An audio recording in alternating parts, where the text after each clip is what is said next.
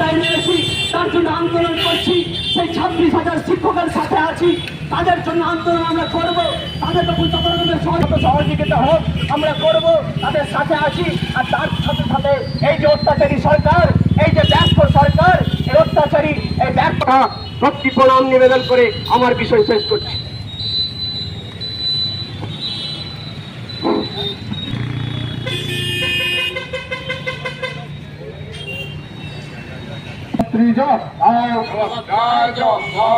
যোগ্য শিক্ষকদের উপর পুলিশি অত্যাচার হলো কেন? পুলিশ মন্ত্রী জবাব দাও।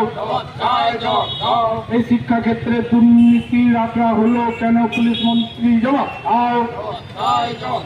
এই শিক্ষা ক্ষেত্রে দুর্নীতি, এই অবিলম্বে যোগ্য শিক্ষকদের নিয়োগ করতে হবে। এই অবিলম্বে সুপ্রিম কোর্টে জমা দিতে হবে।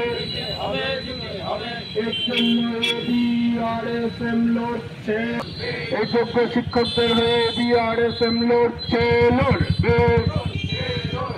এই শিক্ষাক্ষেত্রে দুর্নীতি রাখা হলো কেন? মুখ্যমন্ত্রী জবাব দাও। এই যোগ্য শিক্ষকদের সাথে আজ অখিল ভারতীয় রাষ্ট্রীয় শৈক্ষিক মহাসংঘের পক্ষ থেকে পশ্চিমবঙ্গে যে শিক্ষাক্ষেত্রে নৈরাজ্য চলছে তার প্রতিবাদে আজ আমরা পথসভা করতে বাধ্য হয়েছি। আজ বীরভূম জেলায় গতকাল থেকে আমাদের এই পথসভার কর্মসূচি চলছে। গতকাল 2টি মহকুমায় হয়েছে, বোলপুর এবং রামপুরহাট মহকুমা। আজ আমরা সিউড়ি নগরে প্রথমে আমরা চৈতালি মোড় এবং শেষে বাস স্ট্যান্ডে, সিউড়ি বাস স্ট্যান্ডে আজকে আমরা উপস্থিত হয়েছি। আমাদের দাবি কি না, যারা পশ্চিমবঙ্গে যারা দুর্নীতি করেছে, শিক্ষাক্ষেত্রে যারা মানে প্রচণ্ড পরিমাণে ভরাডুবি ঘটিয়েছে, তাদের বিরুদ্ধে আজকে আমরা রাস্তায় নেমেছি। তাদের অপদার্থতার জন্য আজ প্রায় 26,000 জন শিক্ষক, শিক্ষিকা ও শিক্ষাকর্মীগণ আজকে একদম অন্ধকারে নেমে এসেছে। কি তাদের অন্ধকার? তারা কি করেছিল?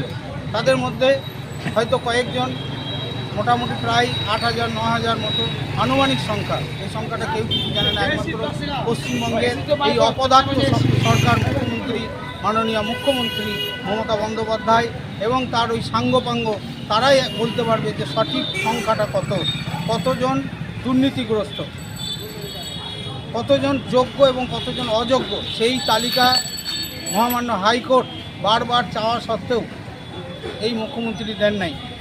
তারপরে যখন আবার সেটা সুপ্রিম কোর্টে যায় তখনও তিনি দেন নাই। সুপ্রিম কোর্ট বাধ্য হয়েছেন সর্বোচ্চ সিদ্ধান্ত নিতে এই 26,000 জন প্রায় শিক্ষক, শিক্ষিকা ও শিক্ষাকর্মীদেরকে তাদের চাকরি থেকে তাদেরকে বাদ দিয়েছেন। কিন্তু এখনও সুযোগ আছে, কিন্তু সেই সুযোগেরও সদ্ব্যবহার মুখ্যমন্ত্রী করছেন না।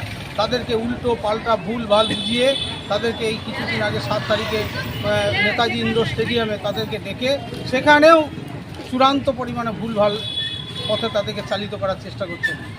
কিন্তু কিছু শিক্ষক যারা যোগ্য, প্রকৃত যারা যোগ্য, তারা ডিআই অফিস, বিভিন্ন কসবা এবং এরকম বিভিন্ন ডিআই অফিসে গিয়ে তারা যখন ন্যায্য দাবি ডিআইয়ের কাছে চাইতে যায়, তাদেরকে এই পশ্চিমবঙ্গের পুলিশ তাদেরকে লাঠি এইসব মারতে থাকে। কিন্তু আজকে তার জন্য আমরা যেই সচেতন শিক্ষক সংগঠন, জাতীয়তাবাদী শিক্ষক সংগঠন অখিল ভারতীয় রাষ্ট্রীয় শৈক্ষিক মহাসংঘ, যাকে এবিআরএসএম নামে আমরা চিনি, সেই এবিআরএসএম আজকে পথে নামতে বাধ্য হয়েছে।